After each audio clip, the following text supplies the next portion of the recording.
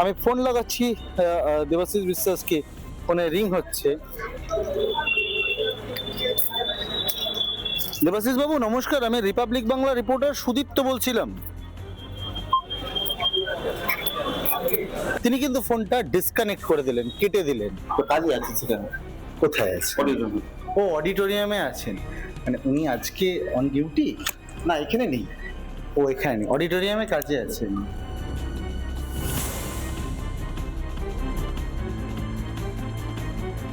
নির্বাচন কমিশন যখন সাসপেন্ড করেছেন, নিশ্চয়ই হয়তো কোনো গাফিলতি থাকতে পারে কাজকর্মে।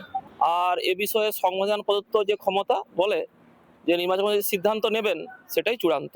মানুষকে যেভাবে হয়রান নির্যাতন করছে নির্বাচন কমিশন, তো সেই জায়গায় এবার জনগণ মানুষকে ছেড়ে দিয়ে সরকারি আধিকারিকদের উপর তাদের আবার রোষ আছড়ে পড়েছে।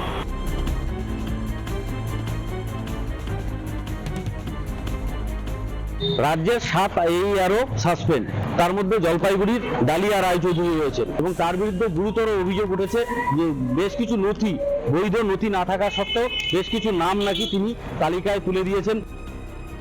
কর্তৃপক্ষের ইনস্ট্রাকশন অনুসারেই কাজ করেছি, এটুকুনি আমি বলতেছি, আর কিছু আমি এখন এই মুহূর্তে বলবো না। বেশ কিছু অভিযোগ এসে আপনার বিরুদ্ধে, আপনি ওই ডকুমেন্টস প্রপার চেক না করে আপলোড করে দিয়েছেন।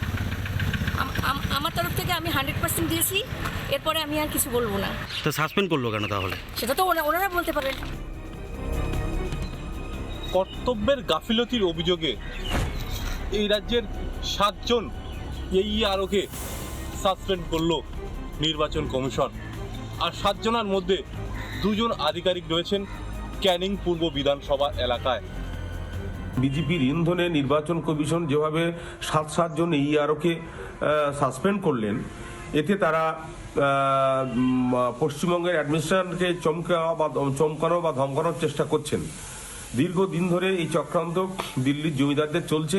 এই সমস্ত AEROরা নিজেদের ক্ষমতার অপব্যবহার করে এরা দেশের সাথে বিশ্বাসঘাতকতা করেছে। তারা এখনো শুধরে যান, সময় আছে।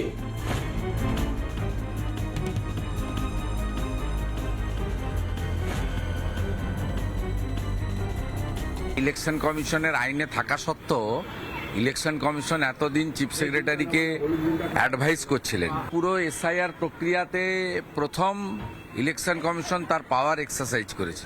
নির্বাচন কমিশন কোনো অফিসারকে সাসপেন্ড করে তাহলে সেই সাসপেনশন কিন্তু তুলতে পারে একমাত্র নির্বাচন কমিশন।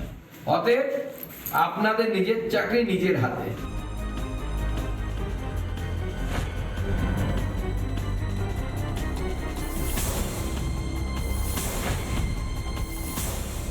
নানা ধরনের কন্টেন্ট দেখার জন্য লাইক করুন, শেয়ার করুন আমাদের ফেসবুক পেজ, সাবস্ক্রাইব করুন আমাদের ইউটিউব চ্যানেল।